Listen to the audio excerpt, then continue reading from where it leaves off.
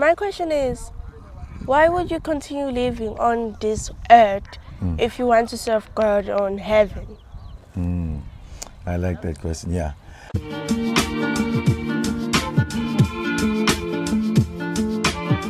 So, we want to go to heaven, to God, but we are currently on this earth.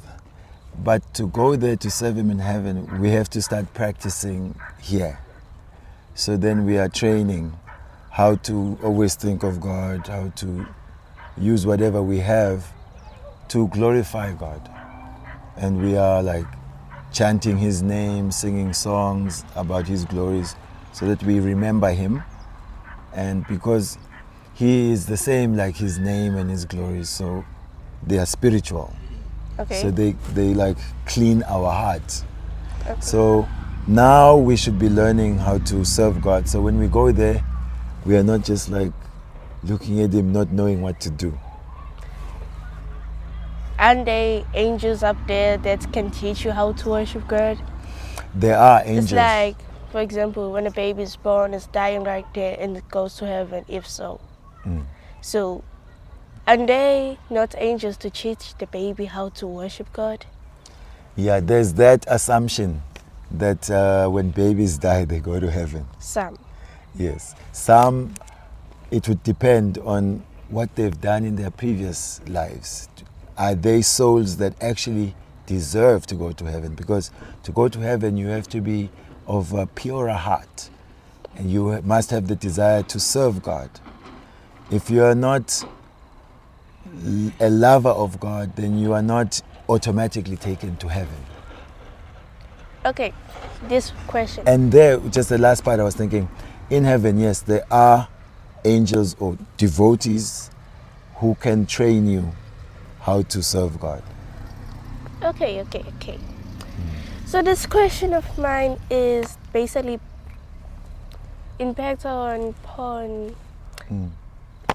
if you are young, like you're just going on the road and just having a car crash, and you get to heaven and you remember your past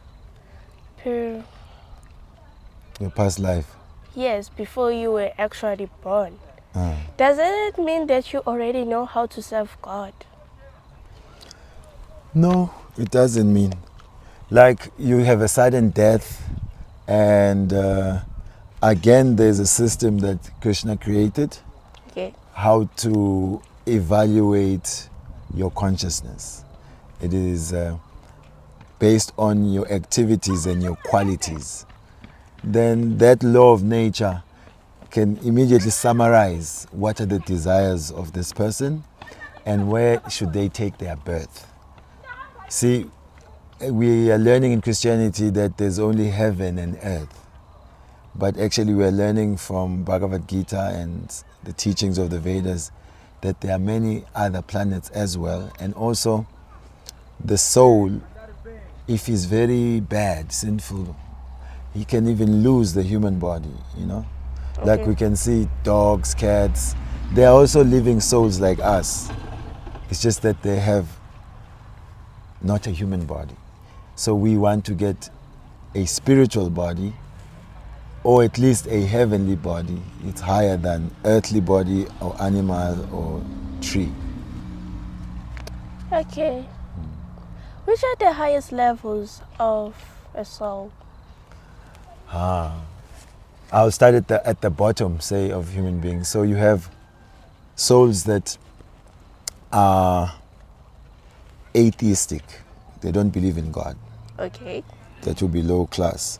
Then you have higher than that, agnostic. Agnostic means they don't believe there's God and they also don't disbelieve there's God. They say, we don't know, so they don't do anything.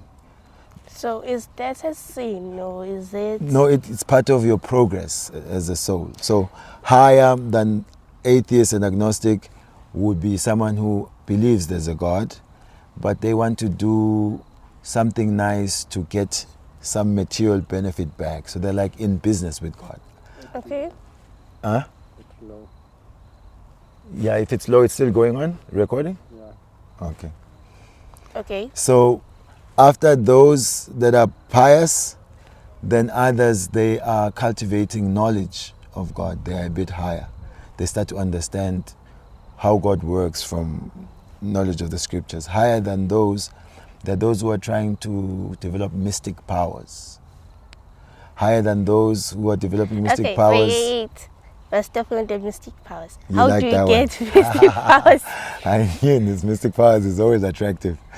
Yeah. Well, it's a difficult process because it entails controlling your mind and senses. For example, you've probably seen like what you call like mystics in the mountains, cold areas. He's sitting and, you know, he hardly breathes and eats and he's meditating. This is how you develop some ability to control nature. But that can be a distraction from serving God, because now you have mystic powers and people want to come and see you, show us some magic. So higher than that are those people who try to serve God, the devotees. And amongst those who are devoted, faithful, there are those who become selfless. They are not trying to worship because they want to go to God. They just want to please Him. So then they... Are you selfless? No. I'm trying to be selfless. I'm on that path. Yeah. So which level are you? My level is that I am becoming surrendered. I would say more than 50% surrendered. I have to get to 100. Hey. Okay, carry on, please. The level. So even those who are now in the kingdom of God, there's different relationships. Some are neutral. God is there, I am here. They don't do anything, they appreciate Him. Others, He's my Lord, He's my Master. They try to serve. They have that relationship. Others, they have a friendly relationship. There's a sense of equality with Krishna. They play with Him.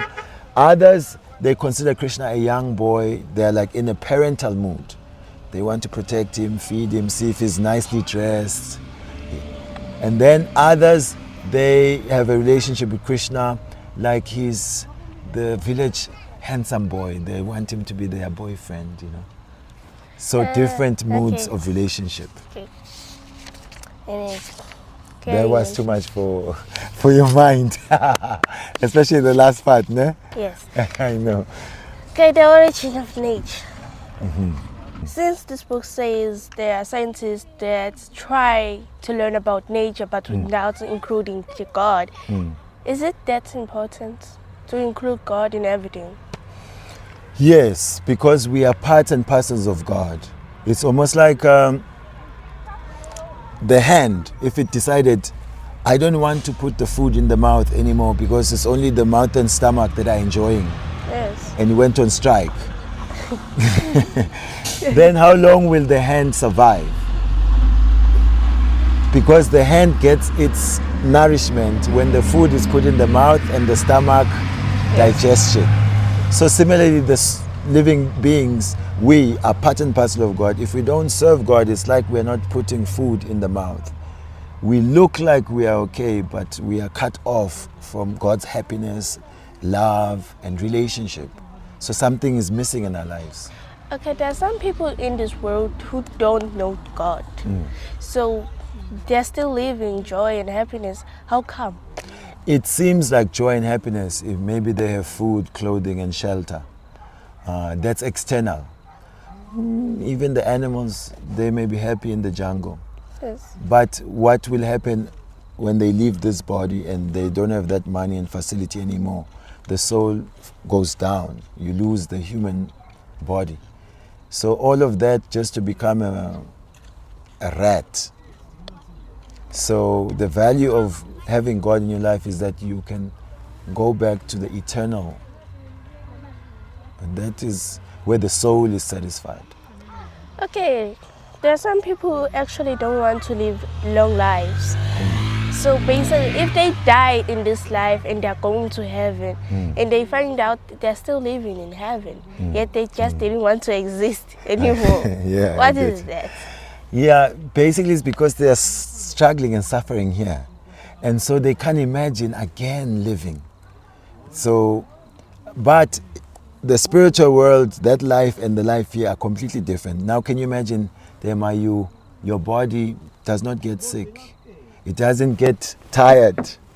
You are able to fulfill any wish that you have.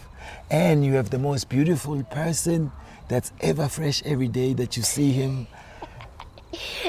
Then, and every day is like a new day. Everything is always fresh. So there's nothing like time is feeling like, oh, this is going on forever. That happens here in this world. When we're struggling, right, it feels like time is going slowly. So when people are frustrated here, they think death will be finally, I can rest, it's over. Okay. But for the soul, you can't die, so you take another birth here. But if you go to the spiritual world, every day is ever fresh and wonderful. Every day is ever fresh and wonderful. Yes, like you just saw Krishna for the first time. It's not even a repeat. It's like you see newer and newer beauty in Krishna. Just when you think he's so beautiful, when you look again, he's even more beautiful. When he looks at you, happy seeing how beautiful he is, you become more beautiful to him. So eternally, there's competition of love. Is that important? Yes, in life, when your heart is not fulfilled, no matter what you have, you are unhappy. So when you are younger, you know the love of your parents and friends. That could be somewhat fulfilling. As you get older, you realize that there are many troubles in life, obligations, and therefore your heart starts to look for who will protect me, love me, understand me, hug me. So Krishna, he knows our hearts fully, and he's able to fulfill it. And that's what we want, love. We want to love and be loved. Okay. You don't believe in love, Tema? I'm barely trying. You're trying, yeah? Even though I just don't see it. I just see it as caring sometimes. Caring, yes. Yes. Life comes from life, true. And the first question is, everything exists, even the sun, the moon, and everything has its own body accordingly to its own environment. So the question I have is that, is it that tiring just to have the same environment? Isn't it tiring, eh? Yes. Like, if the sun comes here and the moon moves away, the seas will no longer come forward. They will burn apart. So it will still be living if the environments change. Yeah, if the environment loses its proper equilibrium and balance, there's disturbances, you know. Like you're saying, if the moon ever shifted, but now Krishna designed it so nicely, it's all so fine-tuned that the sun is just at the right distance that we're not burning and dying. It's not evaporating the water. The moon is also cool enough at night to give some relief, and it's helping the vegetables. Krishna says it nourishes the vegetables with nutrients, the moon. So the sun evaporates water from the salt ocean, and that water is carried by the clouds and it's distributed everywhere. Then you can drink it. It's preserved in the ocean in salt. Everything nice by Krishna. Okay. There's sometimes when you see this dark sky that has no moon. So what do you call that if the moon is not around? They have it in phases, you know, new moon, whatever. It means when we can see it, then we can see some of it, and then we see more of it until we see the full moon. When it's full, it's called Punima. And you should notice on a full moon, the mind becomes more active because the moon is so bright. Is also connected to the mind. And bright is opening up the world. It is shining the darkness within. Yes. And I would say the last thing I want to say about the moon, it is said that chanting Hare Krishna is like the moon, benediction moon. It is. What is benediction? Benediction is like a blessing. You are giving people blessings. So the holy name is like a moon which is giving blessings to the entire world. Okay, but back to my question. What if the moon is not around? Then what do we do? Is it still blessing us, or is it just blessing people in the other side? Yeah, everything like we said, there's birth, it grows, it stays, and then it dwindles and it disappears. It's part of the cycle. Day and night must be there because you must rest. So it's nourishing other people. It's always full somewhere. Yes. Okay. So many questions, yet none of the time. Okay. We will do another time some questions, eh? Yes. Thank you very much. Yeah, but I have one more question. One more. Okay. Yes. Wait. Aha. Okay, I have two. Okay. I don't have two, I'm lying. But I'll stop somewhere. Okay. Okay. Life in the future. Scientists keep saying that everything's going to be achieved in the future. But why don't they achieve this now? Yes. That's like they're selling us some dream to keep us hopeful. Like if they want to tax us and they'll say we'll take you to Mars. In the future we'll go to Mars. What were you going to go to do in Mars that we can't do on Earth? Earth already has everything, water, oxygen, plants grow. Mars has no proper oxygen, no plants grow. But because people can look forward to some future, they can dream. It's like a business model where you keep people hopeful that in the future we will do this, we will do that. Science is also a science business. Okay, in my own belief, science is actually not a science business. It's just like you are young and you're trying to grow up and do things alive in the future. So basically, science is just a child that's trying to grow and do things in the future. That's a very, you could say, merciful look at it, which is because there are other fellow human beings. Some scientists, they really are trying to change the world for the better. Yes. And they can't do the things now, then they hope in the future. But like even in the future we'll stop death. We know that death is eternal. You can't stop it. So, but it keeps people hopeful. We'll come up with a cure for old age. No, people will still get old, Well, at least they have been trying to do this, like in China. Makeup and cosmetic surgery. Yeah. In China, they made an artificial kidney for those who don't have kidneys or half a kidney. Yes. Even if you have artificial kidney, then liver may collapse or heart may stop. So death will still come. But they're still building. They're still making. Yes. So they're still evolving. So there still be life. So they are selling you the dream that you can live forever, but it doesn't happen. You may replace all the body parts, still the body will end up collapsing. The soul can't live in one body eternally in the material world. So real knowledge says while you have life, use the human body to attain a body which is free from all problems. Don't just believe scientists that they will give you another 100 years. To do what? To eat, sleep, go to the toilet, fight with your brothers or husband, pay tax, drive in the traffic. Is that the whole plot? No, that's just like boring. We want every day is a festival, every meal is a feast, every word is a song, every step is a dance. We want to hear Krishna's flute. Okay. The second question. Energy cannot be destroyed nor be created. It's kind of like life that cannot be created nor destroyed. But God can actually destroy it. Does that mean life is actually not eternal? No, Krishna doesn't kill anyone. If Krishna doesn't kill anyone, then how are we dying and feeling pain? Because we are thinking this is who we are, the body. It is the body that is born. It's made in the womb that grows. But the person, the soul remains the same. Like you remember it was you when you were 3 years old. Yes. So what happened to your 3-year-old body? It grew. It grew. Now when you are 50, will it still be you? No. Yes, it will be still to be you, but the body will be different. Yes. And then when you die, who died? Who died? Me.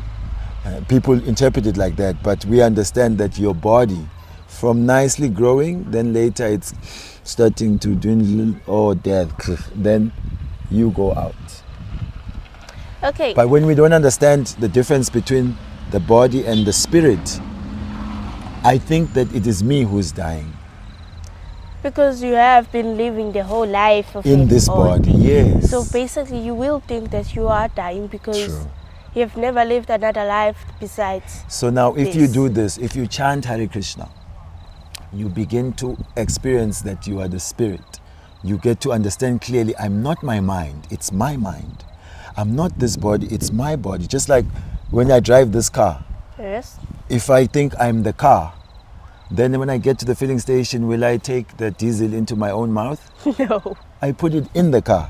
So similarly, you are in this car of the body, but because you are in it, you start to think, I am it. So when people hit this car, I start fighting, hey, you hit me, you hit me. The person, no, I hit the car. So same thing, because you live in this body, you start to think you are this body. That is called false ego. So when we chant Hare Krishna, it starts to loosen this connection where the spirit thinks I am this body or thinks I am my ideas, and meaning my mind. So it's an important science to cultivate so that you understand I'm spiritual. Okay, for example, if I hit you with this book, would you still feel pain? Yes. Because this is your body. Yes. Because this is how you feel all the things, because your spirit feels it too. So basically, it's just you. No. Because I think I'm the body, therefore I am accepting the feelings of the body to be my feelings. Just like I think I'm this car. When it hits another car, I feel pain. Ah, my car. Okay. But it doesn't make me the car, even though I think I am the car. See, like at the funeral, I like this example. When people are crying, my mother is gone. Yes. But then I say, who's that in the box? Your mother. But you're saying she's gone. What do you mean? There, she's there in front of you. Oh, okay. So who has gone? The spirit? That means your mother was the spirit. That is the body she was living in. Now she has left that body. That's why that body, we put it in the ground now. Okay. When they say she's gone to a better place, who? Because there's my mother, we're putting in the ground. What do you mean she's gone to a better place? Even the spirit's gone to a better place. That spirit is the actual living principle.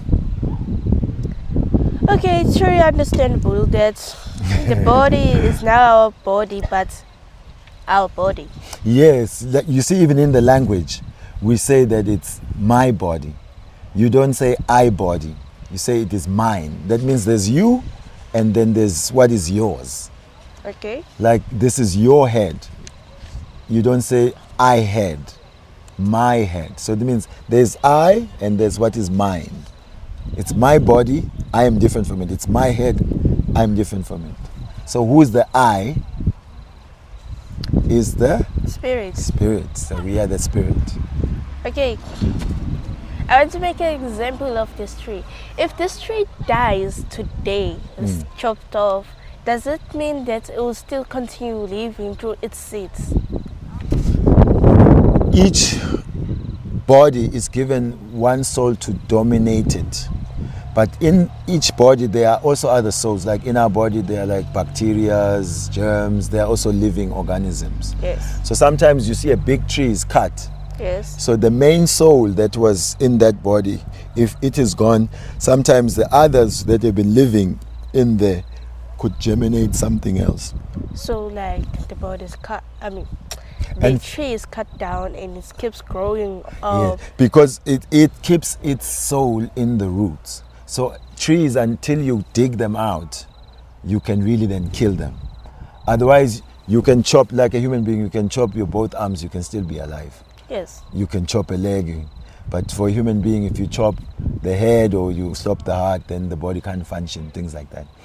So that's why trees can regrow, because the soul is still there in the roots. Okay. Universal. Okay, the universe in atoms. So the scientists, they have defined everything that is actually made out of atoms to the smallest kind of atoms in the world that exist, even through the grass to the people. So even though they have proven it that they can see atoms, the question is for me, what created atoms then? Yeah, the atoms are part of Krishna's energy. So Krishna says that I pervade everything. He says everything rests on me like pearls on a thread. You know, like I have this necklace here. Yes. Sometimes you just see the different pieces and you don't notice that there's a string holding it behind. Yes. So God is that energy that's holding everything together. So he's smaller than the smallest, so he's there within the atoms. He's also bigger than the biggest in that the entirety of creation is still within his energy. So basically this whole universe is just his whole entire body. Yes, it is for people to meditate. It's called universal form. That if you imagine the whole universe is actually the body of the Lord. But it's definitely not his ultimate body because he has his own spiritual body. But because it's all his energy, it can be understood as his temporary manifested body as the universe, universal form. Yeah.